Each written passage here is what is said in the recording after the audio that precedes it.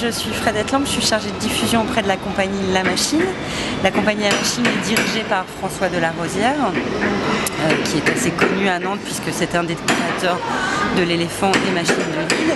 Ici vous êtes dans notre atelier de la compagnie La Machine qui a été missionné par le gouvernement français pour faire une création d'un nouveau spectacle dans le cadre de l'anniversaire des relations diplomatiques entre la France et la Chine. Il y a combien de temps que ça a été mis en place?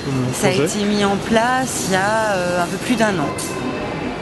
Voilà. C'est assez récent finalement. C'est assez récent, effectivement. Il a fallu donc s'organiser pour construire une nouvelle machine.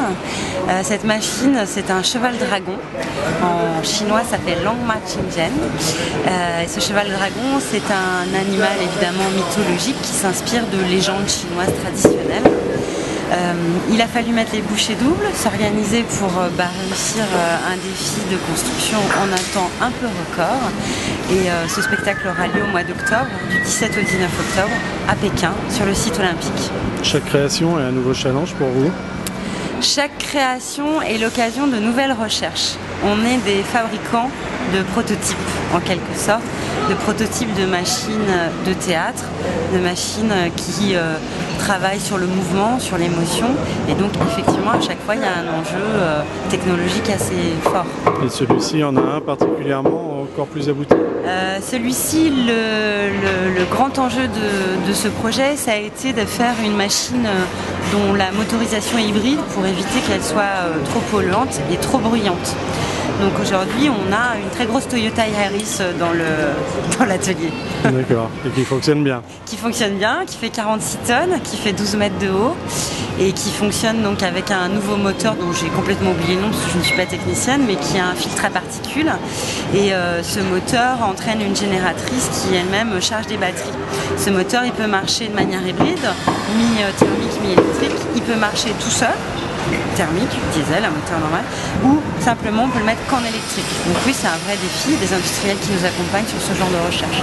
Ce qui est important de dire, c'est que ce cheval dragon, c'est une machine de spectacle, mais pas seulement. C'est une machine qui a vocation à rester en Chine, dans le cadre d'un projet urbain. Et donc cette machine, elle pourra, un peu comme notre éléphant nanterre, transporter du public. Peut-être pas sur le même mode, mais voilà. Et donc sur son dos, à ce cheval dragon, il y aura un temple. Un temple chinois traditionnel, et là vous avez des éléments de la toiture du temple. Comme je le disais, le Langma, en fait, le cheval dragon, il va porter un temple sur son dos, parce que tous les chevals dragons portent des temples sur leur dos, c'est bien connu. C'est bien connu. Et ce temple, il reprend les architectures traditionnelles chinoises, comme le temple du ciel ou le palais d'été. Et il est extrêmement ornementé, ce qui est aussi une marque de fabrique de François Delarosière, c'est l'ornementation. Et donc là, vous pouvez voir un certain nombre de sculptures qui vont venir soit à la base du toit, soit sur la terrasse du temple, venir amener des touches décoratives. Donc là, on a deux aigles qui sont en fait finalement des structures qui vont porter des globes lumineux. On dit souvent que le diable se cache dans les détails, et bien là c'est vraiment cette idée-là poussée au bout du bout. D'accord, et François est allé plusieurs fois en Chine justement pour s'inspirer et trouver cette... Ouais, exactement. Moi je l'ai accompagné à plusieurs reprises et plusieurs reprises on est allé faire des photos de détails, de toitures, etc. On a beaucoup lu, François a acheté pas mal de livres, a écouté aussi des gens, rencontré des personnes qui sont spécialisées dans l'architecture chinoise. Donc oui, c'est un vrai travail de recherche. Sur les courbes, les couleurs. Les couleurs, très important les couleurs en Chine. Ouais. En Chine, il y a des codes couleurs. C'est pas que de la déco, quoi. C'est pas que de la déco, c'est des symboles. Et il faut pas faire de faute de goût parce qu'il y a certaines couleurs qu'on trouve nous très jolies, qui sont très mal vues là-bas. Donc il y a tout un travail pour allier à la fois, on va dire, le côté traditionnel, mais en même temps nous emmener vers la modernité et puis ne pas être seulement dans l'illustration d'un mythe, quoi. C'est-à-dire le tordre et puis amener aussi des choses nouvelles, puis des choses aussi françaises.